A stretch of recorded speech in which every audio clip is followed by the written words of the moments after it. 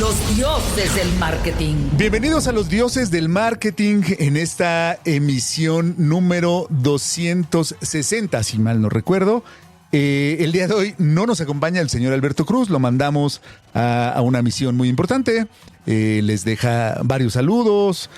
Por supuesto, muchas gracias a la Radio Real, al Gato Bonifacio, que nos permite estar todos los miércoles a las 12 del día hasta sus oídos. Yo soy Agustín Gutiérrez, es un gusto como siempre para mí estar acá. Y sin más, vamos a pasar con nuestro invitado el día de hoy, que está espectacular. Los dioses del marketing. Javier Pejito, bienvenido. Muchas gracias por estar aquí, finalmente. No, muchísimas gracias a ustedes por la invitación. Bendito sea tu agenda, lo permitió que estés por acá. A pesar de que estamos en pleno mundial. En pleno mundial y activando como locos, pero aquí estoy. Ok, le voy a platicar un poco a la audiencia de tu trayectoria para que nos dé contexto de quién es nuestro invitado el día de hoy. Javier Pejito es vicepresidente de marketing de Grupo Lala. Él es un líder de marketing con una trayectoria marcada por la transformación de marcas y modelos de marketing en entornos complejos y altamente competitivos. Su carrera se ha construido desde una visión clara: el marketing como motor estratégico de crecimiento y valor para el negocio, que de eso es de lo que hablamos acá. Como vicepresidente de marketing de Grupo Lala, ha sido una de las piezas clave en la evolución del marketing de la compañía, impulsando un cambio profundo hacia un enfoque más centrado en el consumidor, integrado y orientado a impacto. Bajo su liderazgo, el marketing se conecta directamente con las decisiones del negocio, la innovación del portafolio y la ejecución comercial. Durante su etapa en Lala, ha liderado la modernización de plataformas de marca, el fortalecimiento de propuestas de valor y la integración efectiva entre marketing, innovación y negocio. Su experiencia en bebidas y lácteos en general abarca Danone en Argentina, ¿no? Bonafont en México, nuevamente Danone, ahora en Francia y en España, que ya nos va a platicar, y un paso por Burger King a partir de allí, del 2024, en Grupo Lala en México. Bienvenido otra vez. Gracias.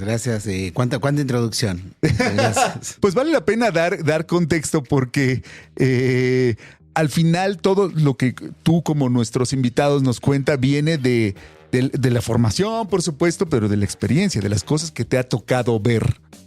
Javier, ¿qué significa ser hoy un CMO? Porque todo el mundo dice, claro, el CMO de acá, el CMO de allá. Es un puesto que no tiene tanto me parece que no tiene tanto en la industria, pero que al final la letra C le pone otras obligaciones que a lo mejor no tenía en un principio el antiguo director de marketing, ¿no? ¿Cómo es el rol hoy de un CMO? Sí, yo creo que le pone otro nivel de relevancia. Creo que antes de hablar de cómo evolucionó quizás el rol del CMO, creo que es interesante entender de qué va esto del marketing hoy, ¿no? Y el marketing moderno, que cambió muchísimo. Hoy yo lo veo como una función, el marketing, extremadamente estratégica en cualquier organización. Te digo porque vincula negocio, al consumidor y por otro lado a la cultura para impactar una cosa que todos buscamos, que es crecimiento. Entonces eso de lleno. Y el verdadero valor hoy creo que no reside en tener agentes de marketing que solo ejecuten campañas, que quizás era como se veía muchos años atrás, sino en cómo ayudar a una compañía a tomar las mejores decisiones de negocio basadas en insights culturales. Esa es la realidad. Para mí hoy el rol de un equipo de marketing, o te lo digo en mi caso particular, es asegurar que cada punto de crecimiento que buscamos tenga ese porqué cultural. Claro. Eso es lo fundamental. Y que cada idea cultural que hagamos tenga o se piense para tener un impacto en el negocio, ¿no? Y con un retorno a la inversión. Al final, cultura sin negocio es extremadamente irrelevante y negocio sin cultura te va a dar un crecimiento, pero muy de corto plazo y no corto plazo y en riesgo permanente de ser sustituido. En riesgo permanente. Y sobre todo, te digo, en marcas que tienen tanto legado, ¿no? Y tanto que respetar. Y después, respecto a la otra pregunta que me hiciste, sí, puntual, de la evolución del CMO, yo creo que sí, los últimos 10 años es una posición que ha evolucionado mucho. Por suerte tuve la oportunidad de vivir como varias etapas de esto. Hoy lo que te puedo decir en la situación actual y sobre todo en México es que un un CMO hoy que no pueda hablar de P&L y que no esté conectado con el estado de resultados de la compañía, no debería por qué tener un lugar en la mesa. Eso es la verdad, y creo que ahí es donde más evolucionó hoy. Y ahí es donde nuestro rol se vuelve tan relevante en cómo traducir la conexión de estos dos mundos, ¿no? Por un lado negocio y por otro lado cultura, que pareciera ser que son dos mundos muy distintos y muy opuestos, pero sin embargo es lo que tenemos que traducir nosotros a una organización. Exactamente, porque a lo mejor para la gente que nos escucha, la letra C de la que hablábamos, de la de CMO, viene de Chief, que es la mesa más alta de las empresas, porque son los jefes de las organizaciones, ¿no? Increíblemente, hace no tantos años, el director de marketing podía estar abajo del de operación, abajo del director de ventas, incluso. Muchas veces, sí, ¿no? Sí. Porque claro, se priorizaba la venta y entonces todos éramos como trade marketing, en realidad, ¿no? O sea, como poner pósters y activar las promociones y el calendario promocional. Ahora que se habla de la relevancia que debe tener una compañía a través de sus marcas, la relevancia cultural, es muy importante que el director de marketing suba a ese nivel C y que ya esté hablando de la transformación de la cultura como parte de la transformación del negocio. Cuando empezamos a estudiar, si alguien se paraba y decía eso, no tenía un sentido. No, total. Es que hoy marketing es impensable que una organización no tenga una posición de marketing en un consejo de dirección, te diría. Hoy marketing es el principal motor de transformación de una compañía y es también donde está el gravitas de la transformación, es quien cristaliza la oportunidad y la tangibiliza lo más posible y guía, ¿no?, a una organización para llevarlos todos atrás. Y el CMO, como te decía, se vuelve como gran traductor de estos dos mundos de negocio y de cultura. Traducir P&L en cultura para mí es lograr que decisiones duras de negocio, porque acá tenés decisiones duras como precio, portafolio, innovación, tengan sentido en la vida de las personas, digamos. Eso es lo fundamental. Y ahí es donde hablo de esta traducción. Y hoy, si lo pensás en el contexto mexicano y actualmente en la situación, es impensable pensar que un CMO no está ahí. Hoy podés tener el mejor producto y la mejor propuesta y aún así perder si la marca no está entendiendo el contexto cultural donde vive, ¿no? Esa es la verdad. Totalmente, porque también hablando un poco de la historia, muchas de las marcas que hoy conocemos se construyeron a través de la distribución. Era el nombre del juego hace 30 años, ¿no? Uh-huh. Oye, la marca que está es la que conoces, ¿no? La famosa ahora disponibilidad física, ¿no? Uh-huh. La marca que yo veo en el refri es la que está y la que venden en la tienda y la del pan, y se fueron haciendo así. Pero ya también la distribución después de la pandemia se convirtió ya en juego de muchos. Ya no puede ser el único pilar. Decir, pues Sabritas llega hasta donde hay una tienda y Sabritas, ¿no? Ya no es así el mundo. No, es que hoy tenés que combinar los dos. Tenés que combinar el physical availability, como decías, y también con el mental availability. Creo que es la combinación y el balance perfecto de ambas. Yo siempre digo que un alma sin cuerpo no sobrevive, pero un alma sin cuerpo no vende, digamos. Claro. Entonces, al final, las dos cosas, ¿no? Siempre es así. Hay que ir haciendo las dos cosas. Y esto, ¿cómo cambiaría un poco? Te voy a cambiar un poco porque me vino la idea. ¿Cómo tendrían que ser los nuevos estudiantes para estas carreras? Porque yo querría hoy ser estoy estudiando y yo quiero esa carrera, yo quiero ser un CMO, quiero ser el que lleve la cultura al nivel negocio. ¿Cómo se hace? ¿Cómo deberían estar estudiando los estudiantes hoy desde tu punto de vista? Sí, no sé, primero quizás suena bastante provocador. A mí me cuesta pensar que en estas carreras de mercadotecnia, digamos. Al final creo que hoy cualquier persona puede hacer marketing siempre y cuando sea de las cosas que le apasionan y demás. De hecho, los mejores marqueteros que he conocido en mi carrera han sido ingenieros, claro. Han estudiado economía, han estudiado un montón de cosas. Exacto. Yo creo que el marketing al final gran parte del trabajo que hacemos es trasladar este sentido común, entender mucho que el marketing actual es la intersección entre producto, cultura y conversación, y esa curiosidad es la que nunca se puede perder, y ese trinomio, digamos, es súper relevante.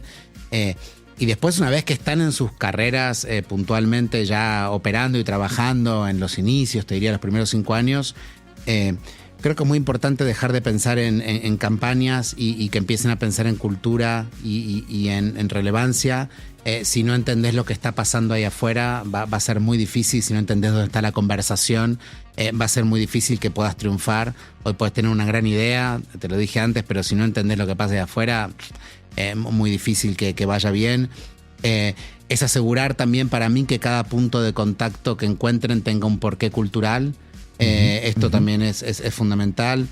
Su rol es asegurar que todas estas decisiones comerciales que se vayan tomando en esta, hablabas antes de la disponibilidad física, al final te vayan construyendo marca, y que la marca ayude a empujar volumen y ayude a empujar valor. Al final tiene que ser ambas. Creo que es súper importante para un rol de marketer hoy el escuchar mucho más que el hablar.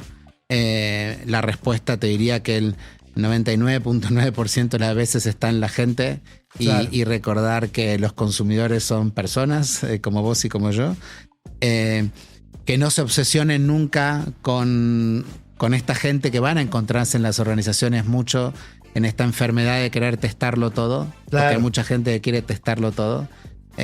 Usar el sentido común. Yo creo que el sentido común es de los secretos mejores guardados de nuestra carrera. Después parece que tenemos una forma de proyectarlo todo muy, muy bonito y hacer estas grandes presentaciones, pero al final nuestro trabajo es mucho trasladar el sentido común. Entonces creo que también nunca se olviden de esto, más aún en consumo masivo. Estrategia antes que ejecución siempre. Después podemos hacer otro capítulo en algún otro día de cultura, porque al final la cultura antes que la estrategia, pero por lo menos estrategia antes que ejecución siempre. Hoy veo muchos errores en querer ir tan ágil y con tanta velocidad. Yo siempre digo, la agilidad se diseña, esto es súper importante. Es importante que sepan crear la dirección, sobre todo porque son este motor de cambio. Entonces al final crear sin dirección lo único que te va a dar es caos en una organización. Entonces es muy importante tener esta disciplina en la dirección, te diría. Y tómense el tiempo mucho de conocer sus marcas. Al final en esto sí soy muy old school, mucha gente me lo dice.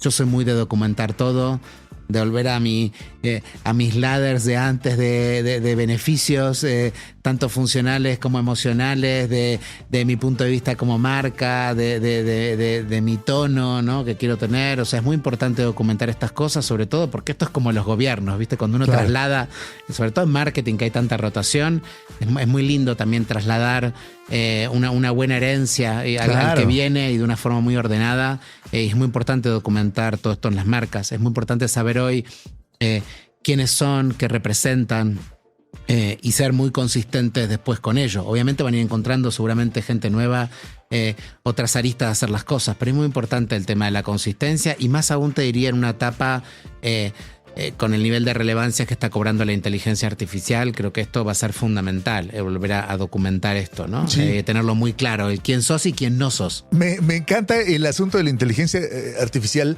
que ha ido tomando forma el concepto fuente de verdad. ¿No? Decir, oye, mira, qué padre está tu herramienta, qué bien que la estás usando, todo muy bien, pero se requiere una fuente de verdad, que es esta consistencia de la que hablas. Seguramente has visto, te ha tocado ver una pésima práctica que existe en el mercado, que es, bueno, llegó el nuevo, tira todo lo anterior, empieza de cero, ¿no? Y a lo mejor no has estado tanto tiempo en México, no tienes como la historia, pero así pasaba en los gobiernos. O sea, llegaba uno y tiraba todo lo anterior. Todo, hasta las obras. Sí, sí. Y entonces empezaba de cero de nuevo. Entonces, y esa cultura fue permeando también en las empresas. Es un completo error, como bien lo dices.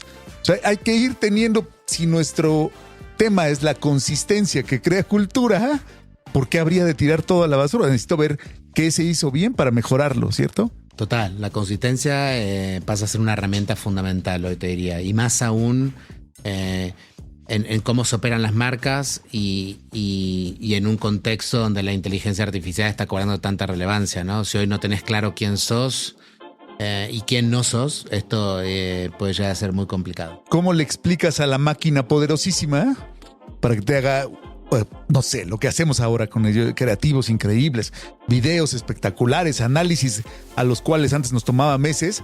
Si no le explicas bien de qué va, quién es, cómo es el negocio. Exacto. Hoy estás en un mundo donde bien lo planteabas, todo, creo que absolutamente todo se puede crear y la gran ventaja competitiva en nuestra como líderes de marca es tener claro quién sos. La IA viene a democratizarlo todo en la ejecución, porque es la verdad, pero no democratiza el criterio. Jamás va a democratizar el buen juicio y creo que nuestro valor va a seguir estando ahí. Hoy todo se puede crear y yo también utilizo mucho inteligencia artificial, sobre todo para crear más rápido, a menor costo, y lo trabajo muchísimo con agencias. Pero lo humano sigue siendo lo que le da el sentido, ¿no? Es el que es quien dice siempre qué no hacer, digamos, ¿no? Esto es nuestro valor. Y este es el criterio que va para mí seguir permeando en los próximos años, ¿no? Muchas veces me preguntan siempre cómo ves el riesgo en la industria y si hay muchísimo riesgo en nuestro caso. No sé, para mí el riesgo hoy en nuestra industria no es que reemplace a las personas, es que haga hoy promedio a las marcas, que no sé si te pasa hoy que las marcas las ves a todas muy similares o ejecutadas de una forma muy similar, y no hay que olvidarse que hoy las marcas promedio no construyen pricing power para nada, no generan lealtad y no generan crecimiento sostenible en el largo plazo. Esa es la realidad. Entonces creo que el valor va a seguir radicando ahí. Exacto.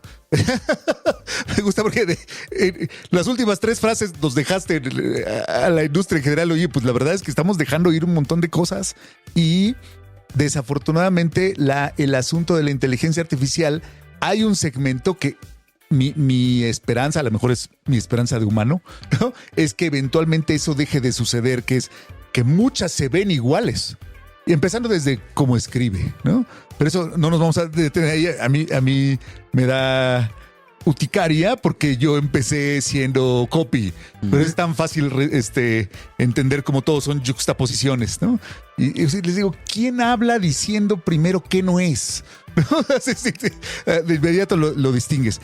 Pero al final, el reto para esas herramientas donde lo democratiza, como dices, es ¿cómo no va a parecer igual que todos los demás? ¿Cómo se hace? O sea, la uso, pero es muy posible que me dé un resultado muy parecido. En los videos, por lo menos hasta donde estamos hoy, pasa.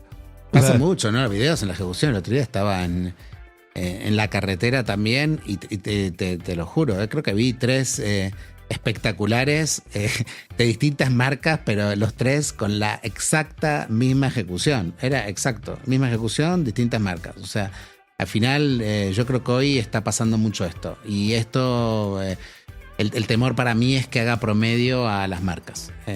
Si esto es lo que no se puede determinar, digamos, el buen juicio, el sentido común y sobre todo tener muy claro quién sos y quién no sos. Creo que ahí va a estar nuestro valor, ¿no? Claro, porque al final terminará siendo un recurso. Exacto. ¿No? A mí, hoy está de supermoda el asunto de la IA, ¿no? Y de repente, en nuestro caso, también ahora los clientes nos dicen, es que, ¿por qué no estás utilizando herramientas de IA para hacer pautas de digital? Pues llevamos usándolo 5 años. O sea, ya existían allá, que igual tú no las habías oído porque pues no es tu negocio, está perfecto, porque tú, no sé, vendes otras cosas, ¿no?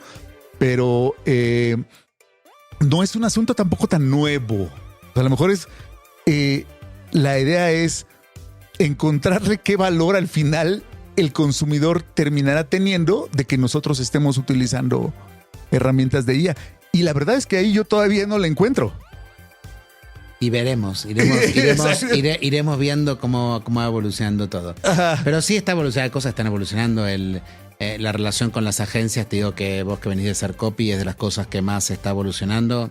Hoy yo veo un futuro extremadamente híbrido. Lo que sí te da la IA es que hay muchos menos intermediarios quizás y muchos más socios estratégicos, digamos, en cuanto a las agencias y demás. Hoy en Lala estamos utilizando mucho el IA para personalizar contenido, sobre todo a nivel regional, sin perder consistencia, muchas veces para visualizar innovación. Te dije antes, hoy tengo que tangibilizar y muchas veces enamorar a una organización. Obviamente lo utilizo mucho para cristalizar ese camino. Y sobre todo sabiendo que como marketers abandonamos esta transformación, y el IA es una herramienta genial para eso, ¿no? Pero la inteligencia artificial, una vez más, no democratiza la ejecución para mí y va a seguir estando ahí, pero no va a democratizar ni el criterio ni el buen juicio, y ahí es donde tiene que estar focalizado nuestro valor. Perfecto, porque al final, todavía hasta hoy, salvo que tú me expliques otra cosa, sigue siendo de herramientas, ¿no? O sea, lo que estás haciendo hoy, que te voy a pedir ahora que nos platiques un poco más de la transformación total de el enfoque de marketing y el modelo de marketing dentro de Grupo Lala. La IA te da potencia, ¿no? Como cuando le pones vitaminas a la leche, ¿no? Pero no lo hace por sí sola. Que es ahí la trampa en la que luego podemos caer, ¿no? Decir, oye, no, pues que ponle IA, ¿no? Como si fuera, ponle omega 3, ¿no? Es verdad, como si fuera una formulación. Así es. Sí, exacto. Te dije ahí cómo estamos en realidad. Creo que hoy la gran transformación que está viviendo Grupo Lala está mucho más dispuesta en el entendimiento de hackear cultura, ¿no? Sí. Y de entender dónde está o cómo se construye la cercanía. La verdad es que la cercanía no se construye desde las marcas, se construye desde la cultura y qué es lo que está haciendo al consumidor sentirse parte de algo. Esto es un poco lo que quieren, sobre todo nuevas generaciones y demás.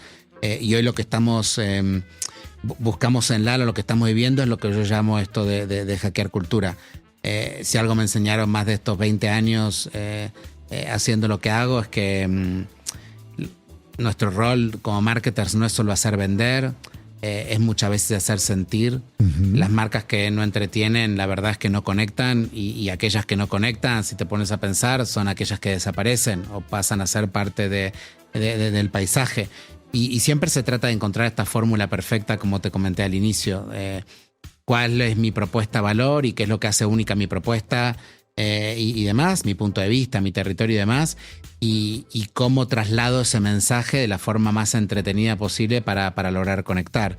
El marketing hoy, sin lugar a dudas para mí, está en este triángulo o en esta intersección entre producto, cultura y conversación, y tiene que estar ahí.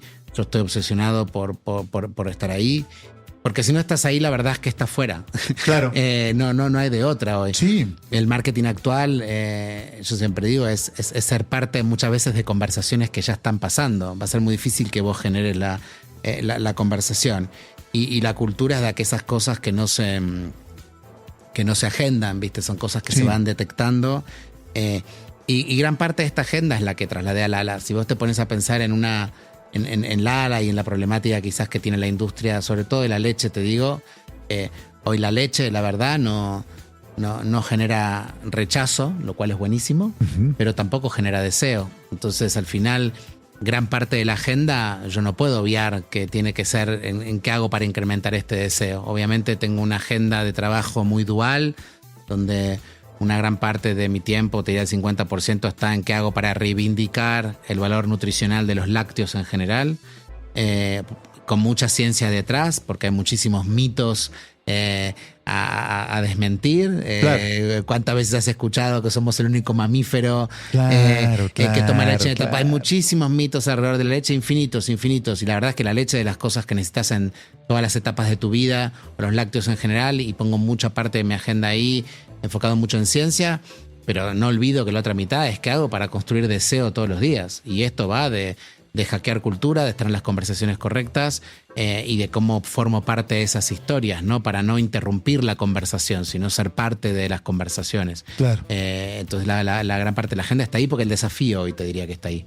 Sí, al final hay que ir, decía una antigua jefa mía, manejando la locomotora y poniendo los rieles. Exacto. Al mismo tiempo, ¿no? Exacto. O sea, asegurarte que siga habiendo rieles y que la gente acepte los productos, quiere, o sea, no tenga estas dudas, no tenga este asunto de que tiene más que ver con la reputación, a lo mejor incluso de la categoría, no solo de las marcas, ¿no? Y por otro lado, el estar buscando ser deseado permanentemente, ¿no? Y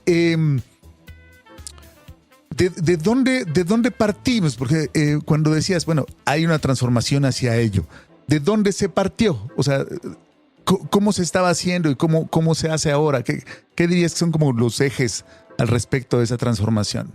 No sé si al final partió de una realidad, que es en México, hoy la realidad es que se toma muy poca leche, es la verdad. ¿En serio? Sí, sí. Si lo ponemos a pensar, y no lo digo yo que trabajo en Lala, al final es un periodo, lo digo la FAO, así que estoy respaldado. Ajá. Todos debiéramos tomar 2 vasos de leche al día, más o menos. Hoy ni siquiera tomamos uno, no tomamos ni 100 mililitros y deberíamos tomar 500 mililitros. Y tenemos uno de los per cápitas más bajos de consumo en toda Latinoamérica. Así que la oportunidad está ahí, el desafío está ahí. ¿En qué hago para reivindicar el valor nutricional de la leche frente a otras bebidas? Porque recordad que tampoco compito solo contra otras leches, al final compito contra otras bebidas. Exactamente, contra refrescos, jugos, o sea, todo. Entonces gran parte de la agenda está ahí y creo que acá hay una agenda pendiente en donde no logramos poner en valor el valor nutricional que tiene la leche durante todos estos años, porque la tiene y la tiene en todas las etapas de vida. Y creo que hoy no existe un superalimento en cuestión de macronutrientes como la leche, no lo hay. Y por otro lado esta construcción de qué hago para hacer la leche atractiva y volver a conectar y que no vuelva a ser parte del paisaje, digamos, que es el gran riesgo que tienen estas categorías de tantos años muchas veces y marcas de tantos años es que te conviertas en parte del paisaje. Claro. Al final todos saben que está ahí, digamos, porque está ahí, pero nunca te pones a pensar en la importancia que tiene en tu alimentación, ¿no? Volviendo a este caso, todos los beneficios que tiene en todas las etapas de tu vida. Poco te pones a pensar en ello, porque estuvo ahí siempre, digamos. Entonces, claro. Esto es un poco las cosas que tenemos que ir, estas barreras que tenemos que ir rompiendo. Sí, porque cuando eventualmente estás dentro de lo asegurado, es difícil ser relevante. Exacto. Ya cuento con eso, ¿no? Te voy a contar un ejemplo absolutamente impropio, pero al respecto, pero totalmente real. Por allá de 2002, imagínate el tiempo, me llamaron para un asunto de un brief de Pfizer, ¿no? Donde Viagra venía de hacer una de las mejores campañas de la historia en cuanto a memorabilidad, porque si yo digo aquí en este micrófono Viagra, todo el mundo entiende de qué hablo, ¿no? Pero venían de tanto éxito que decían, bueno, mi problema es que sigo siendo un producto que se vende bajo receta médica. Entonces, soy muy famoso, pero pues si tú vas a un doctor al que le pagas un dineral loco y te receta Viagra, ¿por qué vine? Así, ya soy tan famoso que ya no soy especial. Y entonces nosotros, eso ya pasó demasiados años, ya lo puedo contar, señores de Pfizer, ya pasaron más de 20 y tantos años de ese brief, es decir, yo mismo estoy construyendo la categoría de los otros porque los otros no son famosos, porque yo rápidamente me volví el commodity, me volví el nombre genérico, el que todo el mundo cree que estás hablando de lo mismo y fui tan tomado en, pues sí, ya eso, que no pude hacerme especial. Y entonces les estaban cayendo, yo imagino que deben haber encontrado la solución, estaban cayendo las recetas, nadie lo estaba recetando, porque no eran tan famosos que no los veían, se daban como algo que ya, yo lo puedo ir a pedir a la farmacia, igual me lo venden. Te volviste el sinónimo de la categoría. Así es. Y eso es el riesgo, entiendo, de las que llevan allí mucho tiempo, ¿no? Sí, creo que es el mayor riesgo de marcas que tiene que, por un lado, hacer crecer una categoría con el gran reto que tenemos como categoría, te digo. Y al final yo tengo muy claro que este rol lo hago yo, no lo hace nadie. Entonces primero mi agenda está en la categoría y después está en, y de todas estas opciones apuesto a que elijan Lala. O sea, claro. Pero tenés que trabajar siempre con esta agenda también dual, ¿no? De agenda de visión, de categoría hacia dónde vamos y que de esas opciones entiendan que mi propuesta es superior a las demás. Claro. Claro. Y la organización también lo tiene claro, porque no es tan sencillo el decir, hemos tenido acá la fortuna de tener muchos líderes de categoría que dicen, pues es que al líder le toca construir categoría, pero a lo mejor de repente la organización dice, ¿cómo que yo le voy a construir negocio a todos los demás? Pero lo dijiste increíble, o lo hago yo, o no lo hace nadie.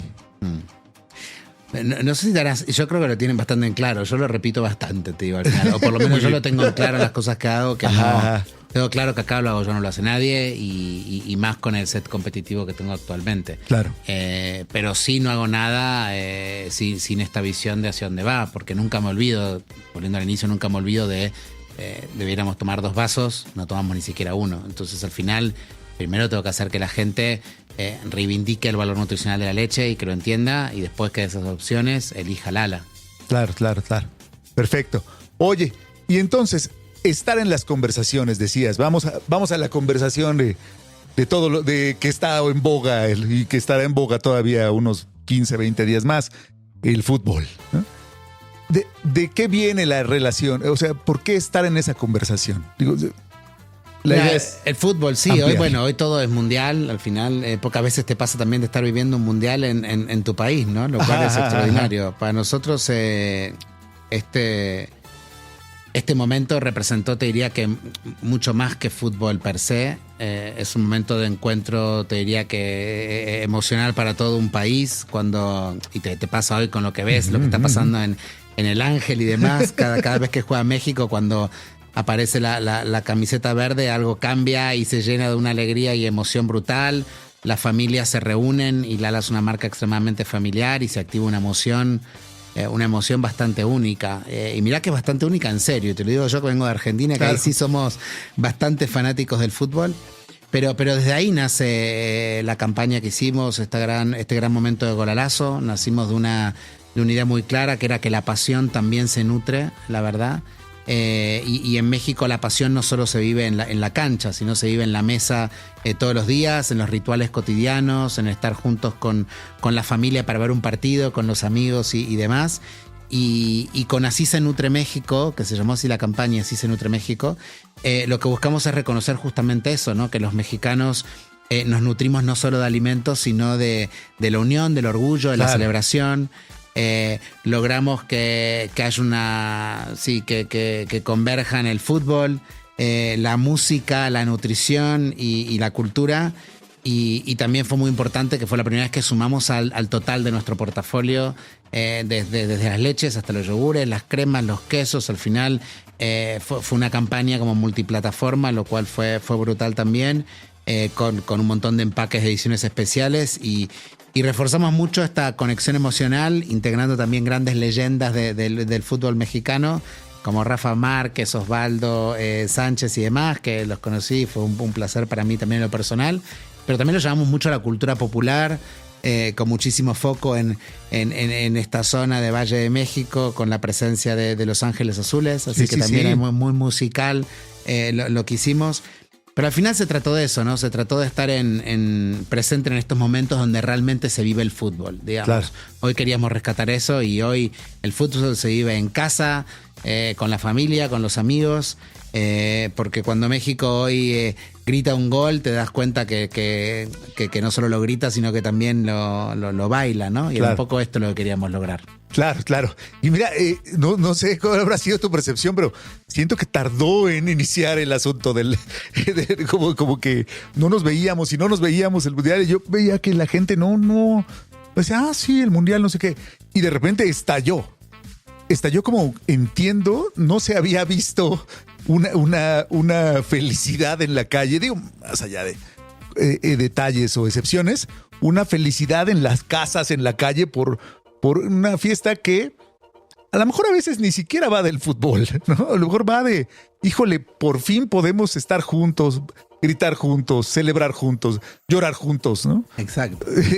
Bueno, que traslada mucho a la personalidad de México en sí. Entonces, esta emoción a flor de piel que tenemos todos, creo que hoy se maximiza en un mundial. Sí, es algo hermoso. Y estar en esa conversación es relevante. Totalmente. Esta conversación es relevante, sobre todo porque representa mucho el símbolo de lo que es Lala. Al final Lala es nutrición, Lala es familia, y creo que el mundial y cómo lo viven hoy la gente en sus casas, con sus amigos, con su familia, en un momento donde obviamente nuestro producto se consume, hace un match perfecto, ¿no? Claro, claro. Oye, y tocabas un punto que bien importante porque hicimos una campaña multiproducto, o bueno, decías multiplataforma, es decir, oye, Lala como una marca de, tú sabrás mejor cómo se dice en español, dairy, ¿no? Así, de lácteos, ¿no? O sea, la categoría es lácteos, ¿no? La categoría es lácteos. Sí. De lácteos, ¿no? No solo de leche, que es donde a lo mejor la tenemos súper posicionada, sino como una marca de lácteos, como una firma, ¿no? Incluso de prestigio, de calidad, ¿no?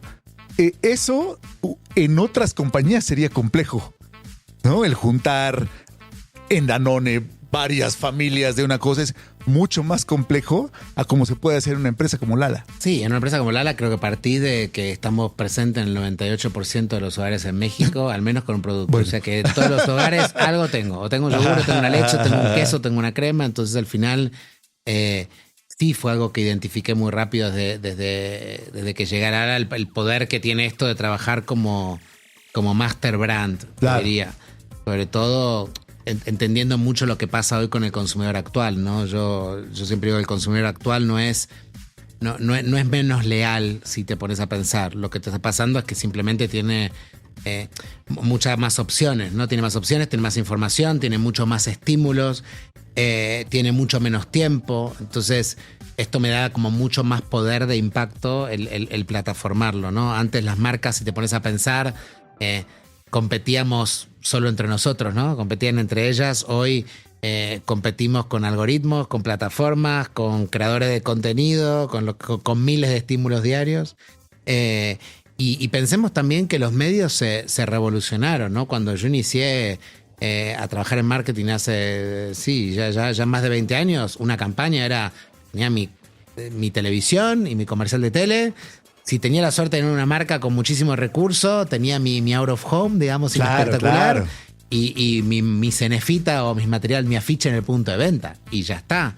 Hoy el ecosistema es completamente distinto, es multiformato, es multiplataforma, es multiaudiencia, lo cual hace mucho más complejo nuestro trabajo. Pues te pones a pensar, de 3 piezas, hoy haces 300, pero es infinitamente más efectivo. Entonces, cada vez que tengo una oportunidad de un evento tan grande o tan relevante y que pueda tener tanto impacto como es un mundial y tenga la oportunidad de trabajarlo con el marcón que es Lala, con todos sus aristas de portafolio, es brutal porque me da muchísimo más poder e incluso me da una gran ventaja competitiva, como decías, que otros no podrían hacer. Así, ¿no? Es. O sea que sería muy complejo, habría que explicar. Muy complejo. Unilever lleva tratando de hacerlo 1000 tiempos. Imposible. Hoy creo que de las mayores ventajas que tenemos es esto.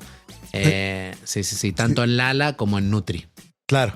Nutri, sí, por supuesto, que es toda una conversación. Toda una conversación en sí misma, sí. En sí misma. Pero sí, al final estos eventos permiten volver a reunir la atención, ¿no?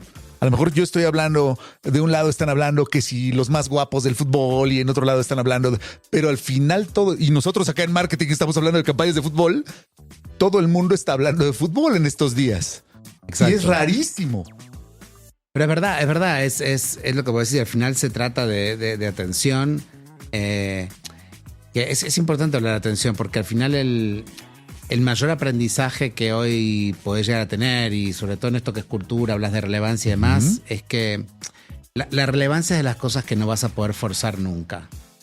Y vos también, si fuiste copy, lo vas a entender. Totalmente. Al final, la relevancia no lo vas a poder forzar.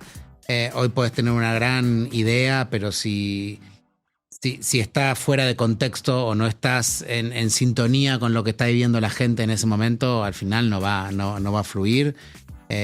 Me ha tocado ver campañas extremadamente bien hechas, pero completamente opuestos o simplemente no eran culturalmente relevantes en ese momento en particular.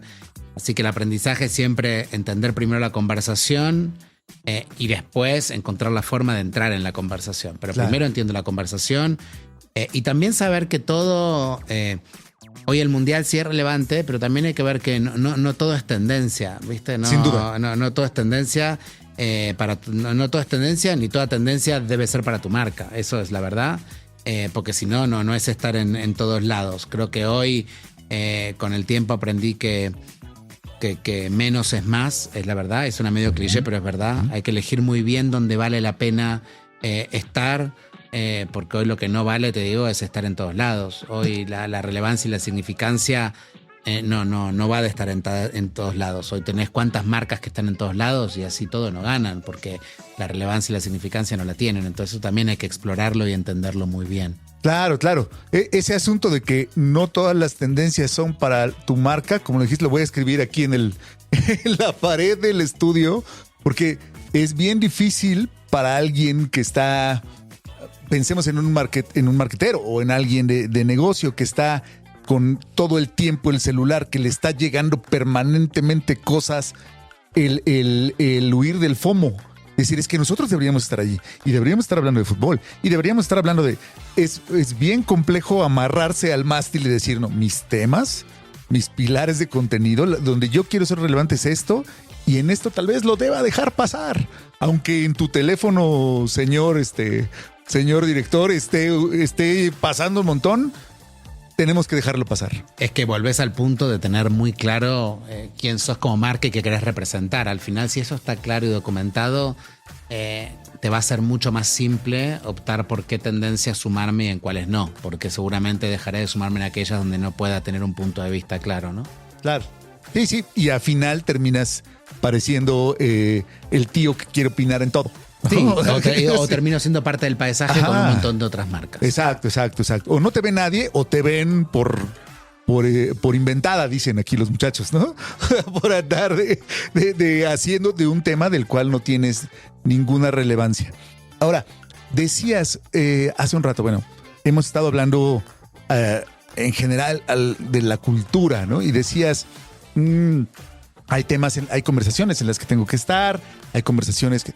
Y es bien complejo crear tus propias conversaciones. ¿A qué se debe, en tu opinión, que sea complejo? O sea, y sé que es una pregunta muy simple, ¿no? O sea, pero es porque también la tentación es muy fácil de querer crear. No, yo voy a hablar de otra cosa. Pues no es casi imposible ahora. Hoy es casi imposible. Yo creo que el marketing actual es formar parte de las conversaciones que están pasando ahí afuera. Por eso hay que entender muy bien esas conversaciones y después encontrar el ángulo de cómo entrar en ellas. Después, obviamente, lo que sí tenés son ciertos shortcuts en algunas cosas que podés tener. Sobre todo en entretenimiento, te diría... No sé si lo pienso en todo el portafolio infantil o las cosas que estoy haciendo más para adultos a nivel nostalgia en Grupo Lala. Tengo mucha claridad que la leche tiene una falta de atractivo todavía y obviamente el tener muchas veces ciertas licencias o estas grandes franquicias o hacer estas grandes colaboraciones me ayuda muchísimo porque obviamente gente que hoy es más cool que yo. Esto es como el colegio, ¿no? Cuando uno no es cool o cuando uno no es popular, se va juntando poco a poco con gente que es más popular que uno y más cool que uno y es como que de efecto contagio te va pasando, ¿no? Te va pasando. Y yo estoy seguro que Lala va a llegar ahí, pero hoy tengo shortcuts de cosas para poder ir llegando a ese terreno e ir incrementando mi atractividad, te digo, independientemente de estar o no estar en las tendencias correctas. Pero sí me tomo muchísimo tiempo de entender las conversaciones y dónde están pasando y de empezar a optar en cuáles quiero estar y en cuáles no, ¿no? Claro, porque no necesitas ser, y eso pasa también de repente de los mitos de nuestra industria, ¿no? No necesitas ser mamá para vender leche. No necesitas ser escalador para vender ropa de escalada. Hay que entender la cultura, ¿no? Hay que buscar. Y si no estás en la conversación, a lo mejor, no sé, que alguna licencia de... se me van los nombres ahora porque claramente ya mi hija es bastante más grande. Pero si no estás en la conversación de lo que sea relevante para esos niños o para esos futuros consumidores, no puedes saber qué les parece cool, ¿no? Y mientras no tengas las credenciales para ser cool, pues tendrías que tener amigos cool. Me gusta mucho y lo estoy repitiendo porque lo dices de una forma mucho más sencilla de entender. Porque a veces pasa que ¿qué patrocinio elijo? ¿Con quién me junto? ¿Qué licencia compro? Parecen decisiones más complejas cuando son completamente simples. Son completamente simples y hay hasta incluso la forma en que se optan. Yo lo tengo muy claro en los principales desafíos que tengo, sobre todo con los segmentos más de más chicos, te digo, con la infancia. Sí tengo muy claro en cómo incrementar la atractividad, y cada año que voy a Vegas, porque esto es lo que la gente no sabe, de todas las licencias, hay un licensing show en Vegas una vez al año, donde todas las licencias. De las cosas buenas que tenemos es que vemos la mayoría de las películas que pasen de animación antes que nadie. Y tenés todas licencias de lo que quieras, de películas, de animación, de música, de lo que sea, y pasa ahí. Y ahí se hacen estas grandes negociaciones de licencias para los años que vienen. Entonces hoy ya tenemos estas plataformas por lo menos para los próximos 2 años. Pero tengo muy en claro sí lo que quiero lograr con esa audiencia, con qué segmento de edad y cómo incrementar la atractividad ahí. Y es un poco... ya voy con el ojo muy puesto en las cosas que quiero. Ya empiezo a leer antes y previamente dónde están pasando las conversaciones, digamos. Claro, porque ya tienes una idea de quién quieres hablarle. Sí, exacto. La conversación es no lo de menos, pero casi. Sí, te paso. No va porque a mí no me gusta Toy Story. ¿Qué importa que a ti no te guste? ¿No? A todos los niños les gusta, no sé. Sí, o pasa más allá. Quizás no es a todos los niños les gusta, quizás es... con qué licencia, en ese caso, por ejemplo, hoy también tengo Toy Story, es qué licencia logro algo cross-generacional, ¿no? Si lo pienso en Toy Story, que es una película que tiene 30 años en el mercado, una de las películas que yo veía en mi infancia y que hoy disfruto con mi hija, ¿entendés? Entonces creo que algo cross-generacional, pero una marca familiar muy enriquecedor en esto también, ¿no? Claro. Y más aún por la temática de la película per se, esta vez donde el villano ya es el iPad, y creo que hay un motor de propósito para que los chicos también dejen de estar tanto tiempo en las pantallas y jueguen más afuera. Entonces hay todo un aspecto de movilidad, nutrición y demás que está muy ligado a esta marca.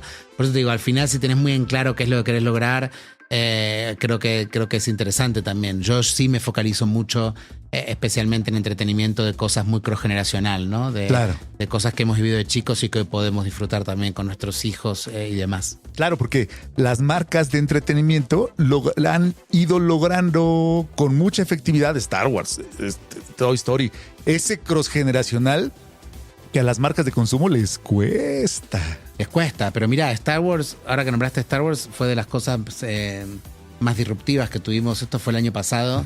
Me veían como un loco cuando hicimos la campaña de Star Wars con Javier Ibarreche y decía, pero Star Wars en la leche blanca y la gente va a pensar que es para chicos la leche, y entonces...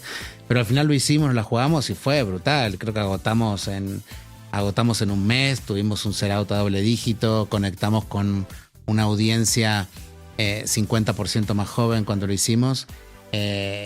Así que fue espectacular. Y fue de las pocas cosas que hicimos en Lala en los últimos años con engagement 100% positivo. Lo hicimos todo. Fue una gran activación la que hicimos con Star Wars. Sí, una gran activación. Esto fue el año pasado y nos fue muy bien. Sí, pues es que ahí el asunto, esas propiedades culturales, pues es que más bien ya tienen tribus, ¿no? O sea, ahí tenés tribus, tienes un fandom muy grande y sobre todo tenés esto cross-generacional, ¿no? Era muy lindo ver a los padres ya con sus hijos disfrutando de estas mismas cosas, ¿no? De esta herencia cultural que se van trasladando y que seguramente seguirán, ¿no? Al final, pensá que Star Wars tiene casi 50 años. 50 ¿no? años. 50 años. Entonces, es algo que ir pasando de generación en generación. Exacto. Lindo. Sí, lo lograron, ¿no? Fue una historia compleja, pero eventualmente lo lograron. Pero, listo, Javier. Para la gente que nos escucha, que está, que es joven y que está buscando un nuevo reto, o que va saliendo de la carrera, o que quiere integrarse a un equipo como el equipo de marketing en Lala, ¿cuáles son las actitudes, más allá de las aptitudes? Porque ya las aptitudes podemos hablar muy rápido, ¿no? Sí, podemos hablar de todo, podemos hablar de cultura y demás. Yo pongo mucho foco en entender el talento, y sobre todo el talento joven que hoy estamos buscando en Lala para mi equipo. Lo que te diría es que hoy el talento no se retiene con discurso, y es un poco lo que estoy entendiendo hoy. Se retiene con mucha coherencia. Las nuevas generaciones hoy detectan muy rápido dónde pueden tener un un impacto a gran escala, ¿no? Claro. Y identifican muy rápido cosas que no pasaban en nuestra generación, de esto de lo que se está viviendo afuera o lo que se ve de afuera realmente pasa dentro de la empresa. Yo creo que esto lo identifican en segundos, así que eso si no va a funcionar. Las nuevas generaciones hoy se quedan por tener, yo siento que impacto a gran escala, no por la oficina o por ciertos beneficios cool como quizás fueron los años 2000 Claro. y demás.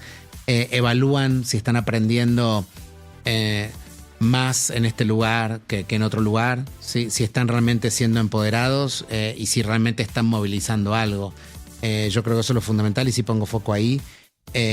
Hoy el talento joven creo que lo retiene mucho la claridad y la ambición, ¿no? Sobre todo la ambición que tenemos. Yo, la gente que está entrando ahora, digo, puta, ¿por qué se enamora? Digo, se enamora mucho por la ambición que tenemos de transformación y porque hay mucha claridad a dónde queremos llegar, ¿no? Digamos que la gente quiere saber hacia dónde va el barco y quiere también saber que el viaje valga la pena, digamos, para ellos. Totalmente. Entonces, mucho nos pasa esto.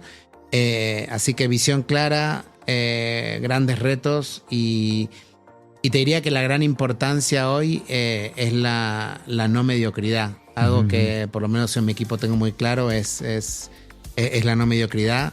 Yo creo que Cuando llamamos mediocridad, ¿a qué? Yo sé qué.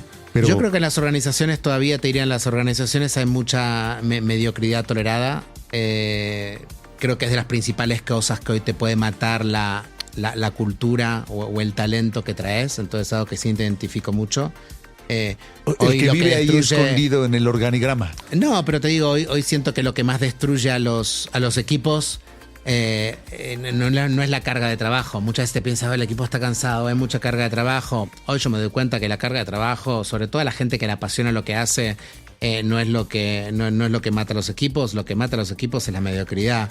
Y sobre todo te diría la mediocridad tolerada, que es la gente que no rinde, digamos, y que nadie dice nada, decisiones lentas, falta de ownership de un equipo de liderazgo que no quizás tiene accountability. Estas son las cosas para mí que te expulsa a los mejores de un equipo. Y yo tengo muy en claro hoy que los equipos A construyen marcas A y los equipos promedio construyen marcas promedio. Y esto al final no es filosófico, te diría, es la realidad y conectando con el punto del Pianel. Al final, claro. Mejor equipo, mejores decisiones, mejor Pianel. Es así, no hay tanta no es tan filosófico, es hasta casi matemático, te diría. Y el otro día también escuché algo que me llamó mucho la atención, que hablaba de la importancia de contratar a las divas, ¿no? Y digo las divas en el mejor sentido de la palabra, ¿no? Porque muchas veces la gente confunde diva con ego, y para mí es completamente lo contrario. Mi equipo está repleto de divas y me incluyo. Para mí divas es aquellas personas que tienen un estándar de creativo y de ejecución tan alto que incomoda a una organización como es Lala, y esto para mí es fundamental. Antes que cualquier tipo de skill y tecnicismo, yo sí me fijo mucho que la gente esté a este nivel, claro. Sobre todo con lo que exige el mercado hoy, ¿no? Hoy gana el que mayor problema resuelve, claro. Y el que más velocidad tiene en hacerlo, y mucho eso está ligado a los estándares que la gente tiene, ¿no? Me llama un montón de atención cómo lo planteas, porque si bien hay cosas actitudinales, el incomodar a la organización puede ser medianamente una actitud, pero lo decías también desde lo factual, que es, oye, un equipo que no tiene ownership de su liderazgo saca al mejor talento. Y eso está dentro de la empresa, porque a veces también el mito para las nuevas generaciones, me cuesta trabajo hablar de las nuevas generaciones porque los viejos como yo usualmente decimos, claro, son tontos, ¿no? Y entonces son flojos. Eso está mal, ¿no? Lo que en realidad es, no le estamos siendo tan claros con ellos. Dicen, no, es que no les gustan los retos, no les gusta la frustración. No, si no ven claramente hacia dónde vamos y si el viaje va a estar bueno, se van. Me parece algo que está completamente dentro de las manos de una organización de cualquier tamaño. Por eso. Eso está muy claro. Yo esto lo veo. Hoy lo que pienso, lo que esperan las nuevas generaciones es claridad, hacia dónde vamos, que el viaje vale la pena, y después en cuanto al tipo de equipo que tengo, mi equipo repleto de divas y con estos estándares, porque tengo un equipazo, tengo un equipazo real, pero es un equipo que tiene muy claro el rol que ocupa en el empujar. Al final, no cualquiera puede ser el center of gravity de una transformación y el motor de cambio y arrastrar a toda una organización con ellos. Entonces esto lo necesito, gente que pueda acarrear una organización.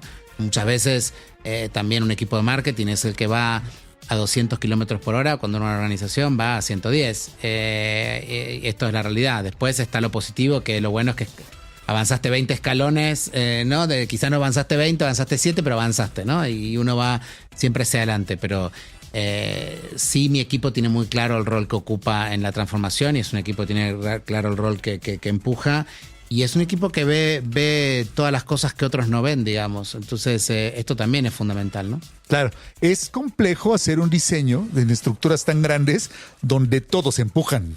Usualmente dicen, no, tenemos, en algún momento hubo el tiempo de los famosos champions, ¿no? De que había pues muchos medios y uno que destacaba, ¿no? Y que era el que arrastraba a la organización, el que hacía los contactos interáreas, que son también otro mito en las organizaciones, de que lo vea con empaque, que lo vea con pricing, que lo vea con...